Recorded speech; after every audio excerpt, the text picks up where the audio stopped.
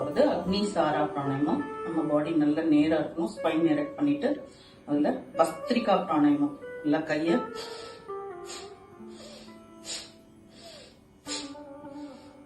ஒரு 21 டைம்ஸ் அதை பண்ணணும். மினிமம் 12, மேக்ஸிமம் 21 டைம்ஸ் பண்ணிட்டு நல்லா ரிலாக்ஸ் பண்ணிட்டு அதுக்கப்புறம் நார்மலைஸ் பண்ணிட்டு then you have to do the Kapalbhati.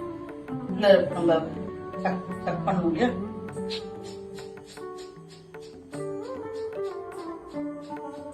அப்படியே லாக் ஆயிடும். நம்மளுடைய தொப்புள் வந்து லாக் ஆயிடும். நார்மலா ரிலாக்ஸ் பண்ணிட்டு இந்த அக்னிசாரா பிராணாயாமம் வந்து you should not do any inhalation or exhalation. ஃபுல்லா வயர்ல இருக்க எல்லா காத்தும் வெளியில வந்துடணும். கபாலபாதி பண்ணவங்க எல்லாமே வெளியில வந்துடும். Put a lock for your root. அதான் நம்ம ஆசன வயர் நல்லா லாக் பண்ணிக்கோங்க.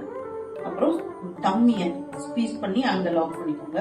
Then we have to put Jalandhara bandham இந்த தொண்டையில. No inhalation, no exhalation. You have to hold.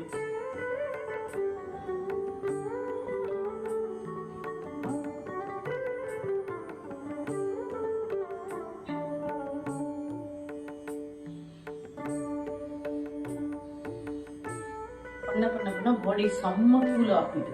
பேரு தான் அக்னிசாரா. பட் வந்து பாடி வில் மேக் தலையில இருந்து கால் வரைக்கும், உச்சம் தலையில இருந்து உள்ளம் கால் வரைக்கும் நமக்கு நல்ல கூல் ஆகும். பட் இது பண்றச்ச நம்ம பிளேடர்லாம் எம்டியா இருக்கணும், வயரும் எம்டியா இருக்கணும், ஃபுல்லா சாப்பிட்டு கூடாது.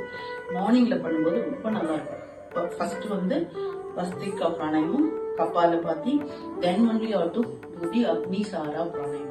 இந்த அக்னிசாரா பண்றச்ச நம்ம ரூட் சக்கரா நம்மளோட ஆசனவைய நல்லா ஸ்குவீஸ் பண்ணிருக்கணும். தண்ணி தொப்பல் இழுத்துக்கணும். ஜலந்திர பந்தம் தொண்டைய நல்லா இது பண்ணி இந்த லாக் போட்டுக்கணும். இன்னையும் பண்ணக்கூடாது, எக்ஸேலும் பண்ணக்கூடாது. அப்படியே இருக்கலாம். இதுல நீங்க ஏதாவது முத்திரை கூட வச்சுக்கலாம்.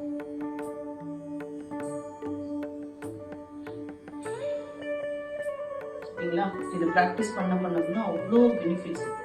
பாடி வில் கெட்டு டோட்டலா டாக்ஸின்ஸ் எல்லாம் வெளியில வந்துடும். அந்த லிம்பெட்டிக் ஃப்ளூயிட்ஸ் இல்லைன்னா உடம்புலாம் கெட்ட நீர்லாம் தேங்கி இருந்தாலும் வந்து எவ்வளோ ஒரு ஹாட்டான place you can feel the coolness. ஆனால் பண்ணவொடனே கொஞ்சம் செட் ஆகிட்டு நம்ம பாடியில் இருக்க டாக்ஸின்ஸ், யூரினேஷன் நல்லா இருக்கும், ஸ்டூல்ஸ் நல்லா ரிலீஸ் ஆகும்.